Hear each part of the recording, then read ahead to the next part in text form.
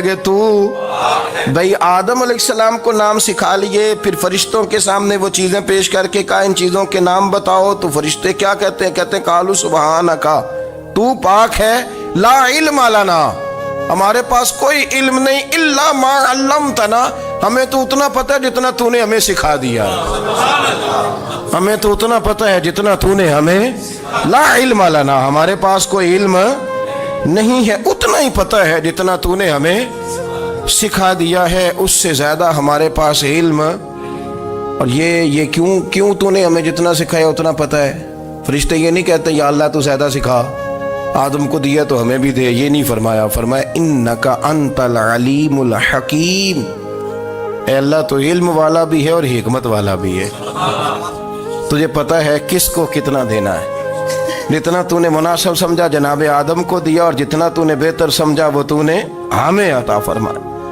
تو اگر آپ کے پاس علم ہے، کہیں نالج ہے، اس کو اللہ کی عطا سمجھے۔ ہمارے ہاں بہت سارے لوگ بن کے بیٹھ جاتے ہیں، میں اکثر کہتا ہوں کہ پھر وہ دعوے کرتے ہیں میرے علاقے والے جاہل ہیں، میرے شہر والے جاہل ہیں، میرے خاندان والے پڑھے نہیں، یہ آپ کا دعویٰ ہے، یہ آپ کو خراب کر دے گا۔ ہم نے بہت سارے ایسے لوگ دیکھے جو بہت بڑے عالم تھے، لیکن اللہ جب لینے پہ آیا تو عقل ہی لے گیا، شعور ہی چلا گیا، حافظے ختم ہو گئے۔ آپ دیکھتے ہیں بڑھاپے میں کچھ لوگ ایسے ہوتے ہیں کہ جن کو یہ بھی یاد نہیں رہتا کہ میرا نام کیا ہے، میں کہاں ہوں، مجھے کدھر جانا ہے، تو اس وقت سے اللہ کی پناہ مانگیں اور اپنی نظر اپنے رب کریم کی جانب رکھیں، اللہ کی جانب اپنی نظر کو مبذول رکھیں۔ دوسری بات، علم کے بعد ایک چیز آتی ہے جس کا نام ہے ہدایت، جس کا نام ہے تقوی، جس کا نام ہے پرہیزگاری، جس کا نام ہے عمل، عبادت، ریاضت۔ یہ بھی اسی وقت ہی نصیب ہوتی ہے جب میرا رب کریم نصیب فرما دیتا ہے۔ ہم نے نا نیکی کا اپنا اپنا سٹیٹس بنا لیا ہے، اپنا اپنا معیار بنا لیا ہے۔ کچھ لوگ کہتے ہیں کہ جناب مسجد میں سیمٹ کا توڑا دینے سے بہتر ہے کسی غریب کو آٹے کا تھیلا دے دو۔ اب اس نے اپنا مزاج بنا لیا نا نیکی کا، اس نے اپنا سٹیٹس بنا لیا۔ میرا یہ سوال ہے کہ نبی پاک صلی اللہ تعالیٰ علیہ وسلم جب مدینہ شریف آئے تھے تو حضور نے سب سے پہلے غریبوں میں آٹا تقسیم کیا تھا کہ سب سے پہلے مسجد بنائی تھی؟ کیا عجیب لوگوں کا رنگ ہے، اپنی مرضی کی ہدایت، اپنی مرضی کا تقوی، اپنی مرضی کا معیار۔ مسجد کوئی بڑا چھوٹا خطیب بھی میری طرح کا ہو نا، تو وہ مسجد میں بیٹھ کے جب نبی پاک کی بات کرتا ہے تو کہتا ہے میرے رسول پاک غریبوں کا سہارا بن کے آئے۔ وہ غریبوں کی بات کرتا ہے، مسکینوں کی، لاچاروں کی، کمزوروں کی بات۔ تو مسجد ہی تو وہ ادارہ ہے جہاں سے غریبوں کی بات ہو رہی۔ تو اب لوگوں نے غریب کو اور مسجد کو لڑانا شروع کر دیا، اس کو لڑاؤ کہ مسجد میں پیسے دینے سے بہتر ہے آپ غریب کو آٹے کا تھیلا دے دیں۔ آپ یہ کیوں نہیں کہتے کہ مسجد میں بھی آپ توڑا دیں ایک سیمٹ کا اور ساتھ غریب کو بھی خدمت کریں؟ یہ کیوں نہیں تقویٰ؟ اپنی اپنی مرضی کا مزاج، اپنی اپنی۔ کچھ لوگ کہتے ہیں چھوڑو جی، ساری زندگی انسان نماز پڑھتا رہے اور پھر گالیاں بھی دیتا رہے، بندہ داڑھی بھی رکھ لے اور جھوٹ بولنا بھی نہ چھوڑے، تو یہ آپ نے اپنے پاس سے تقوی کا معیار بنایا۔ گالی دینے کا گناہ ہے اور داڑھی رکھنے کا ثواب ہے۔ تو اگر آپ داڑھی رکھے ہوئے ہیں اور آپ کوئی غلطی کر رہے ہیں تو اس سے آپ کی داڑھی کا ثواب ختم، اللہ کرے آپ کو سمجھ آئے میری بات۔ آپ کوئی غلطی کر رہے ہیں، داڑھی کا ثواب اس سے ختم، وہ اپنی جگہ پہ قائم ہے چیز۔ اپنی مرضی کا کیوں تقوی کا معیار بناتے ہیں؟ تقوی کا مزاج اپنی مرضی کا نہ بناؤ، اللہ کی بارگاہ سے دعا مانگو کہ یا اللہ ہمیں ہدایت کا نور عطا فرما، اللہ تو ہمیں رستہ دکھا، تو بتا کہ ہدایت کیا ہے۔ تو رب فرماتا ہے اللہ ولی الذین آمنوا، اللہ مومنوں کا مددگار ہے، یخرجہم من الظلمات الی النور، وہ انہیں اندھیروں سے نکالتا ہے اور نور کی طرف روشنی عطا فرماتا ہے۔ اندھیروں سے نور کی طرف اللہ لاتا ہے۔ اللہ ولی، اللہ مومنوں کا ولی ہے، وہ انہیں اندھیروں سے نور کی طرف نکالتا ہے۔ ہدایت ہمیشہ اللہ کی طرف سے سمجھے۔ جب وہ نماز کی توفیق دیتا ہے تو اپنے فضل سے دیتا ہے، جب وہ ذکر کی توفیق دیتا ہے تو اپنے فضل سے۔ ہم سمجھتے ہیں ہو جی فلانا نہیں پڑھ رہا بڑا بیوقوف ہے، فلانا نہیں پڑھ رہا، تو تم کیا اپنی عقل کے زور پہ پڑھ رہا ہے؟ میں جی اللہ کے فضل سے 2 پارے پڑھتا ہوں، تو کس پہ احسان کرتے تو 2 پارے پڑھ کے رویا کر، کہا اگر مالک تو بڑا قریب نہیں، بڑے لوگ ہیں جن کو پورا قرآن حفظ ہے پر انہیں پڑھنے کی توفیق نہیں، تو انہیں فضل کیا اور مجھے توفیق دے دی ہے پڑھنے کی۔ رویا کر پڑھ کے، رویا کر راتی ساری کر کر زاری، وہ نیند اکھاں تھی توندے تے فجرے اوہی گناہگار کہاون سب تو نیوے ہوندے۔ مہربانی کریں، ڈریں، نیکی کریں تو پھر ڈریں، پھر احساس پیدا کریں، پھر اپنے اندر وہ کمزوری لائیں، کہیں توبہ توبہ مجھے تو پتہ ہی نہیں، تو جانتا ہی نہیں۔ حضرت سیدنا امام اعظم ابو حنیفہ رحمۃ اللہ تعالی علیہ کے ساتھ ایک شخص کہتا میں نے نماز پڑھی تو عشاء کی نماز تھی۔ یہ جو لوگ بڑے ہوتے ہیں نا، جن کے پیار کرنے والے بڑے ہوتے ہیں، ان کے گرد خوف بھی بڑا ہی ہوتا ہے، انہیں بڑا ڈر لگتا ہے، بڑی بعض اوقات آزمائش ہوتی ہے ان کی۔ عشاء کی نماز کہتے پڑھی تو امام صاحب نے نا عشاء کی نماز میں تلاوت کی آیتیں فَمَن يَعْمَلْ مِثْقَالَ ذَرَّةٍ خَيْرًا يَرَهُ وَمَن يَعْمَلْ مِثْقَالَ ذَرَّةٍ شَرًّا يَرَهُ، فرمایا جو ذرہ برابر خیر کرے گا وہ بھی قیامت میں دیکھے گا، اور جو ذرہ برابر شر کرے گا وہ بھی قیامت میں اس شر کو دیکھے گا، اس کے سامنے آئے گا۔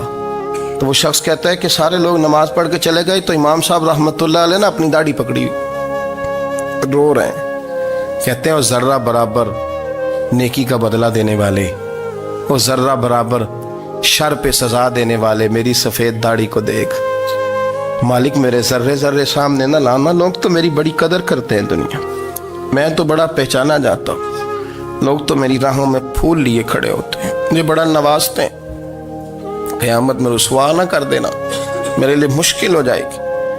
وہ کہتے ہیں میں نے امام صاحب کا درد دیکھا، مجھے کوئی کام تھا تو میں چلا گیا، میں نے کہا کہ وہ اس وقت اللہ کے حضور حاضر ہیں تو میں دوبارہ آؤں گا۔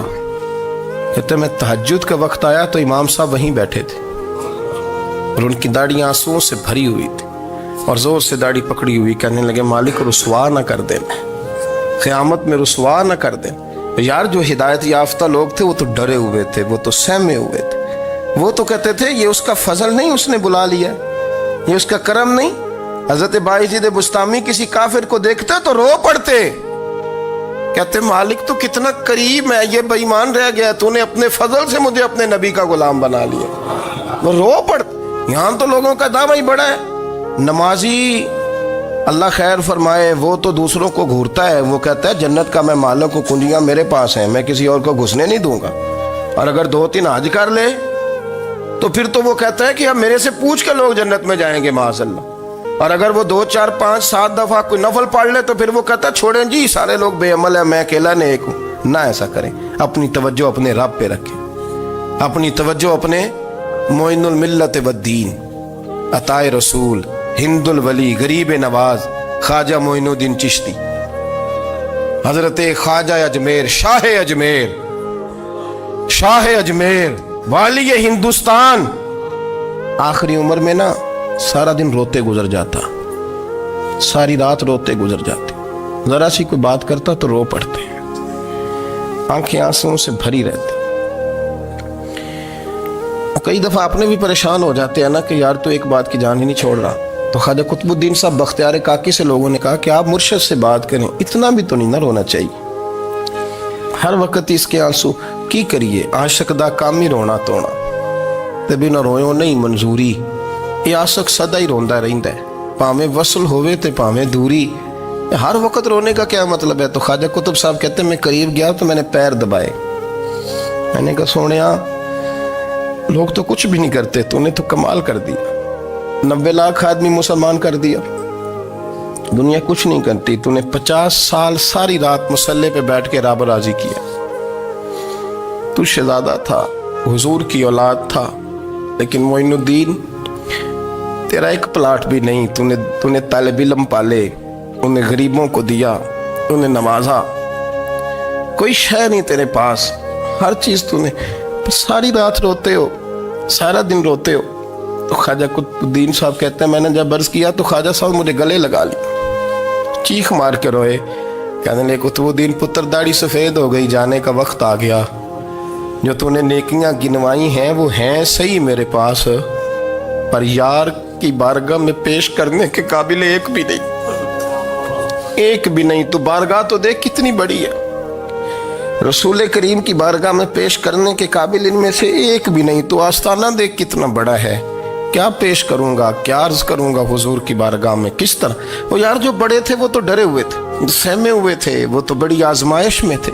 लेकिन मेरा और आपका रट्टा 2 नमाजें पढ़ के 6 नमाजों का दावा करना और लंबी चौड़ी कहानियां बनाना और अपने मुंह से अपनी तारीफें करना, इससे थोड़ा बाहर आए।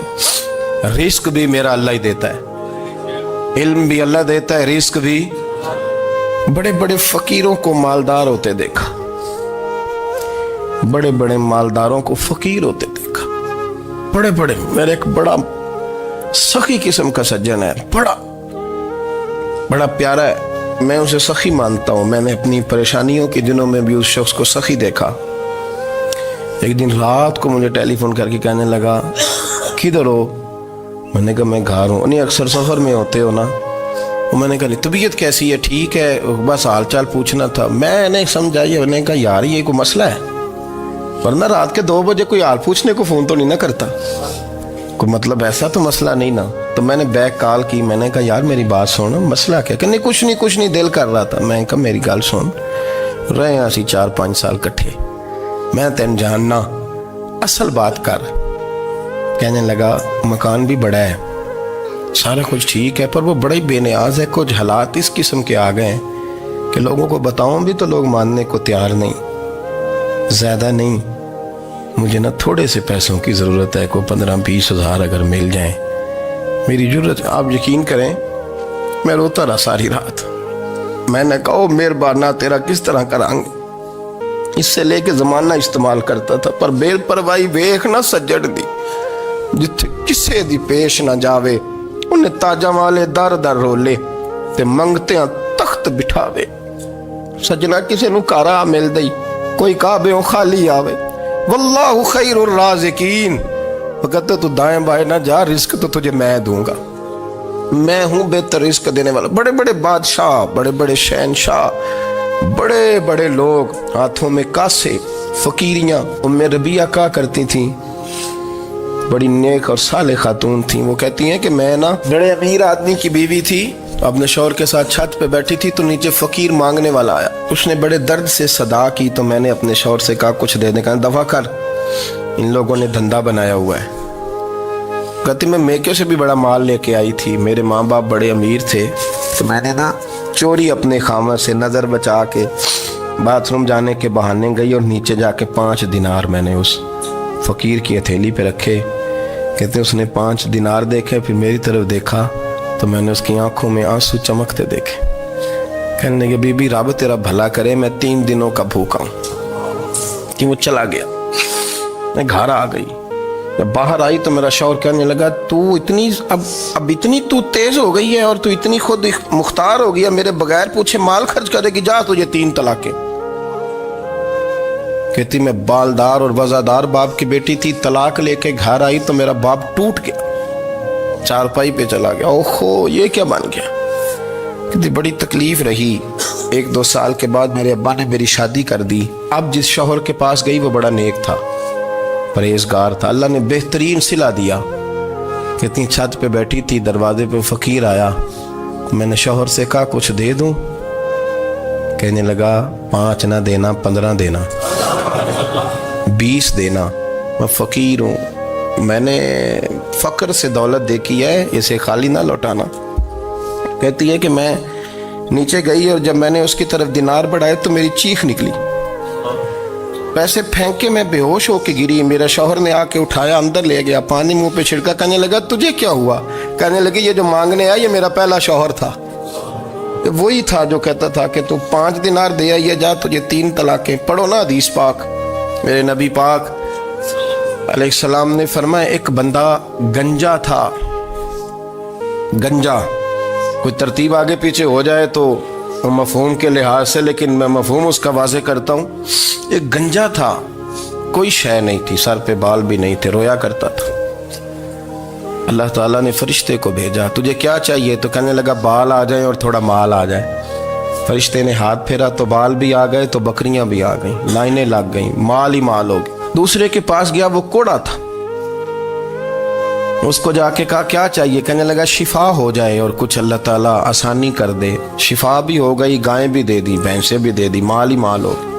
پھر ایک کے پاس گیا، وہ اندھا تھا، تجھے کیا چاہیے؟ اس نے کہا آنکھیں ملنے اور کچھ ساتھ اللہ مال دے دے۔ اونٹ ہی اونٹ ہو گئے۔ جب بڑا نواز دیا تو پھر مالک نے امتحان لینے کا ارادہ کیا۔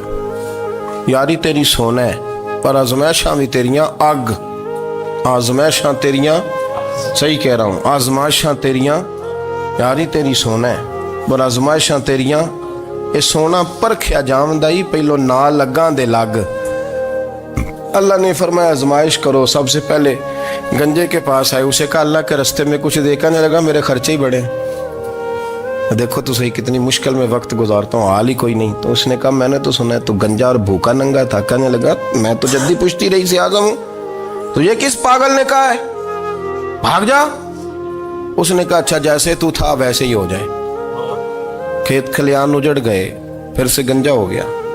حضور علیہ السلام فرمانے لگے، پھر وہ اس کے پاس گیا جو کوڑا تھا، اسے کہا کچھ دے۔ کہنے لگا خرچے ہی بڑے، اب پوچھ لیں کسی امیر آدمی سے، کہے گا چکی کے نیچے ہاتھ ہے میرا، میرے سے زیادہ تو پریشان بندہ ہی کوئی نہیں، کیا بتاؤں آپ کو، اتنا ٹیکس ہے، اتنا جرمانہ ہے، فلانی شیف، بڑا کچھ گنواتے ہیں لوگ۔ اس نے کہا میں نے تو سنا تو پہلے کوڑا تھا۔ اس نے کہا اچھا دوڑ جا، میں تو رئیس اعظم ہوں، دادا بھی پردادا بھی اور ساری نسل ہی۔ اس نے کہا اچھا جیسے تو تھا ویسے ہی ہو جائے۔ پھر وہ گیا اندھے کے پاس اور جا کے کہا اللہ کے نام پہ کچھ دے۔ تو کہنے لگا رب کے نام پہ؟ یہ کھڑے ہیں اونٹ، جتنے تیرے دل کرے لے دا۔ اس نے کہا کیا معنی اس بات کا؟ کہنے لگا یار تجھے کیا بتاؤں، میں تو اندھا تھا، میں نے تو کبھی دنیا دیکھی نہیں تھی، پھر اس کریم نے فضل کیا تو مجھے بڑا کچھ دکھایا، میں کیا بتاؤں، میرا دل کر رہا ہے کہہ دوں کہ پھر اس نے کعبہ دکھایا، پھر اس نے روضہ رسول دکھایا، پھر اس نے ریاض الجنہ کے سجدے دکھائے، پھر اس نے اپنے محبوب کے دروازے کی رونقیں دکھائیں۔ اس نے بڑا کچھ دیا، اس نے بڑا نوازا۔ میرے پاس تو شاید میں بدکار پرانا خادم، کسے در ملی نہ ٹوئی، اے تے واصف یار نے نظر جو کی تھی، پھر واصف ہی ہوئی۔